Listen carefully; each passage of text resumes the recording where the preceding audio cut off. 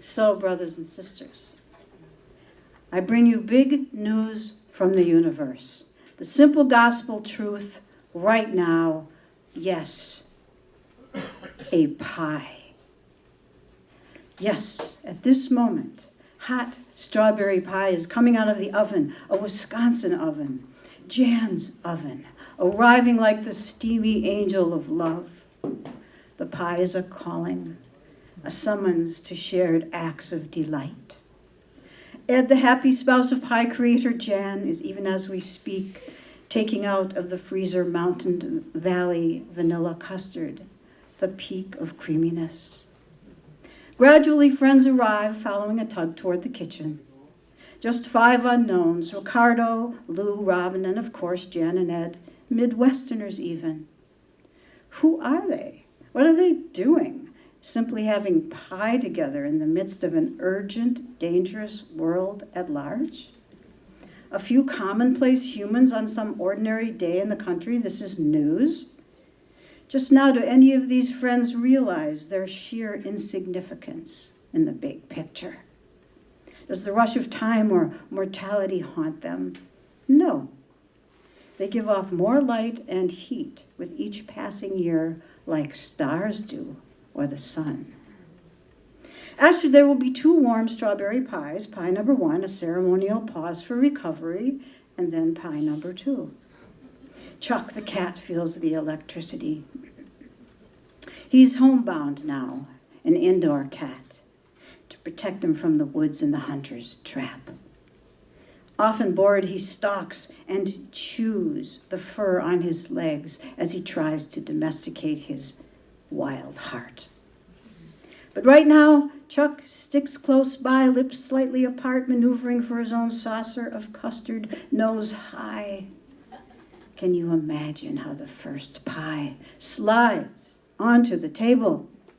Everyone is tuned to the edge of their senses in the full voyeurism of midday. Outside, gaudy daffodils sway. Cardinals thrill the air, and the ancestral maple's sap begins to rise. Inside, Jan definitely slices warm pie, the hot strawberries slipping a bit from beneath cross-stitched, crisp browned sugared strips onto the white porcelain plates. Friends sit so close they touch for a moment, tingling their molecules. As the vanilla custard makes its rounds, each friend has their special way of placing ice cream on their slice, some off to the side so it will slowly ease into the pie. Some plop it right on top, going for immediate contact. Except Ricardo. No custard for me. I prefer plain pie, please. Only when everyone is served do they allow the first bite. Soon there is a silence broken only by raptures of oohs and sighs and long gazes into each other's eyes, and then, oh Jan, breaks from their lips. For yes, without her pie, this moment would have been lost to them forever. And Chuck the cat, still hoping for his own vanilla custard, nips at the fur on his lower legs as if they are covered with hummingbird torts. Everyone is eating. In this half hour, and before the second pie, several species and habitats will go extinct. Oceans become more feverish. Like deforested saplings, children will be cut down by gunshots or bombs. Howling polar bear parents will watch their pups drown. Ancient glaciers suffer meltdowns. Rare pregnant whales rammed to death by indifferent ships. So many mass-herded cows and tormented bald chickens pumped up with penicillin will pass into the food supply. Antibiotics won't cure infections, so our loved ones prematurely die. More Prozac, Valium, erythromycin, Ativan, Oxycontin, amoxicillin, Ambien, testosterone, Lunesta, Effexor will drug our lakes, rivers, tap waters. So much estrogen, ancient turtle shells soften. Tadpoles are birthed with 6 gonads and no eyes. The seas rise. Every day, our nanosecond, chemicals of war detonate long-term environmental wounds to the earth in exchange for foreign oil. 500 toxins per minute frack domestic soil. Innumerable genes mutate to create new autoimmune and fatal disease. While EPA-approved pesticides will murder lovely birds and collapse colonies of bees. And just now in the pause between pies, youngsters who are environmentally terrified waste away from toxin paranoia, starvation disorder, haunted by awful truths about their food. How, for example, throngs of innocent bananas, those firm-fleshed moon, crescent, curvaceous wonders of potassium, are harvested, then stuffed into plastic bags of toxic gases to foster perfect and unreal, a phony shelf life until we buy them. Their poisons enter our flesh and blood in fruit cups or our breakfast cereal. And so we come back to the strawberry pies. Our precious strawberry. Our so trustworthy pie-happy strawberries, our real sweetheart red-dimpled munchkins spooned onto fluffy shortcake and mashed for our babies. Now documented our most heavily pesticided fruit. PCB fluorocarbon cancer ward enabling midgets of mass destruction, our bite-sized morsel of doom. But our friends, our companions, for these moments, sharing pie, are not afraid of their strawberries and are even using tap water for their tea. Yes, they know they must soon return to the big picture.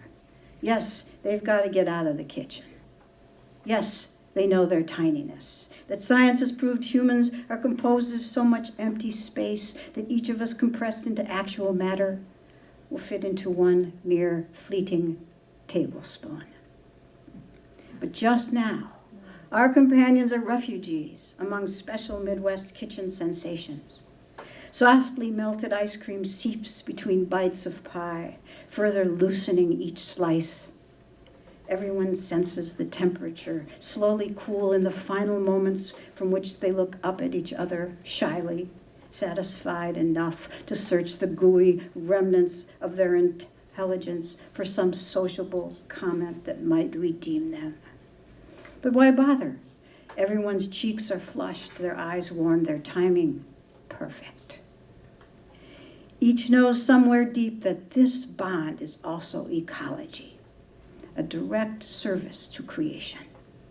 True, dire differences of values and tribal wars of style have come up. Ed says to Ricardo, "How can you possibly not like ice cream with your pie? Is that even American?"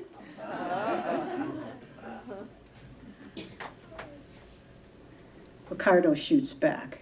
"Well, Ed, your way is disgustingly wet and sloppy."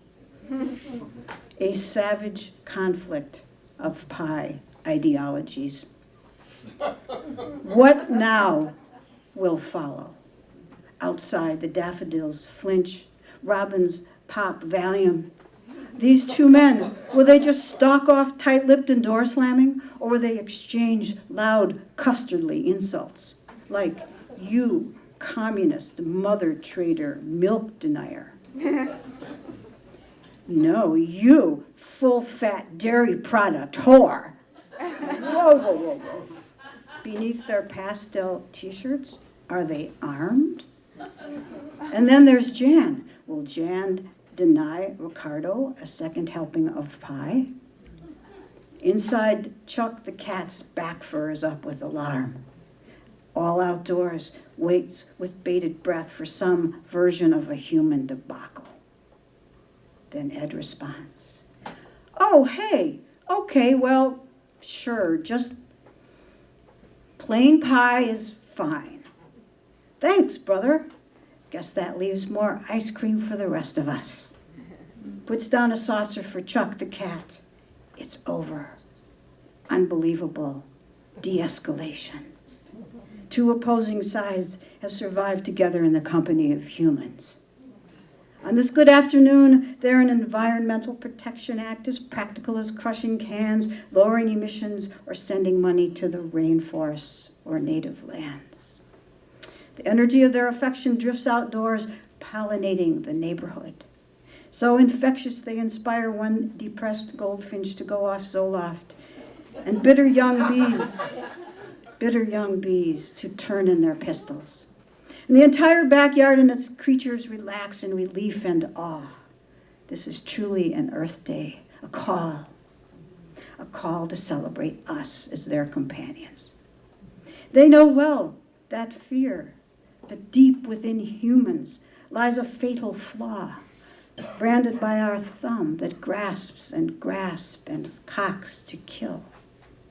But the backyard's ace historian, the old maple, has documented this fact, that the dominant act of early humans during scarcity and hard times was generosity, not wars, not greed.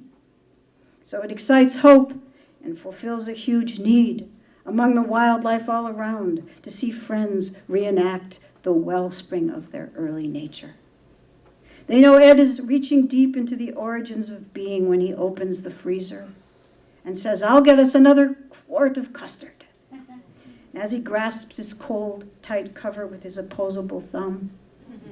Indeed, creation basks in the presence of these delicious folks, ready again to practice safe pie and mellow ice cream. Outside, earthworms take a leap of faith, while Chuck the cat ladles custard onto his whiskers and his ecstatic nose. The gospel truth, eyewitness news, creation glows. Yeah.